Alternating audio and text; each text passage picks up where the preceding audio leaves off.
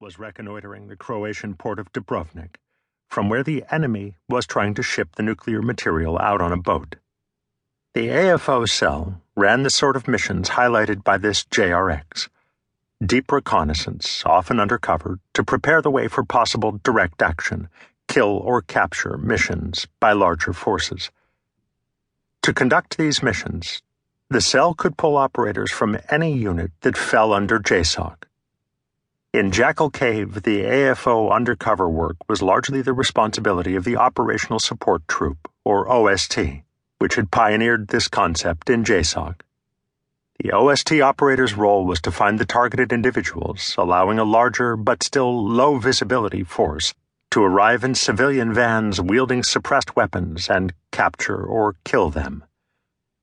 The aim in such a raid was to get in and get out without drawing too much attention so as to be able to provide plausible deniability to the local government, said a Delta source. "We're tracking terrorists," said a JSOC staff officer. "It was really a big tracking exercise, and then we'd bring an assault element in to take the target down." That assault element was Delta's A Squadron, one of the unit's 3 ground squadrons. The squadron and a small Delta headquarters element had flown in the previous day from Pope Air Force Base, North Carolina, on 2 massive Air Force C-17 Globemaster III transport aircraft. The planes were still on the tarmac at Tassar, where JSOC had placed its Joint Operations Center, or JOC.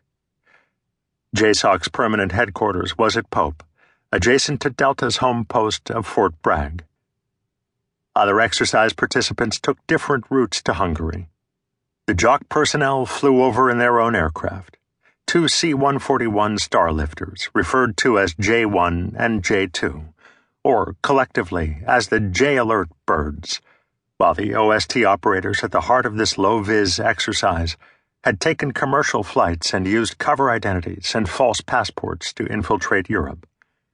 Some had also moved into position using the Air Force's Covered Air Unit.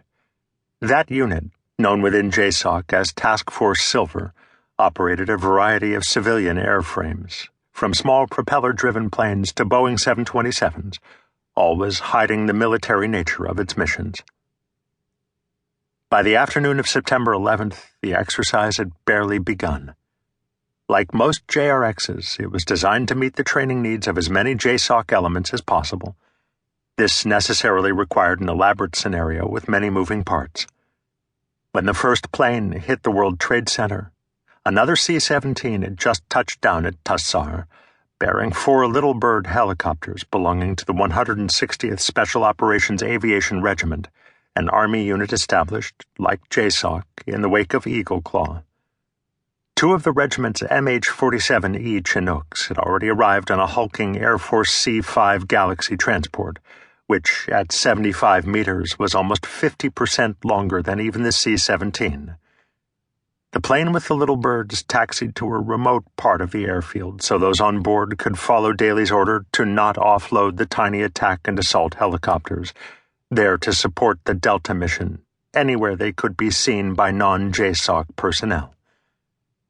The rest of the 160th's contribution to the exercise, principally a force of MH-60K Blackhawks and MH-60L direct-action penetrators, Blackhawks configured as attack helicopters rather than as lift or assault aircraft, led by Lieutenant Colonel Kevin Mangum, commander of the regiment's 1st Battalion, was staging out of Naval Station Rota in southern Spain.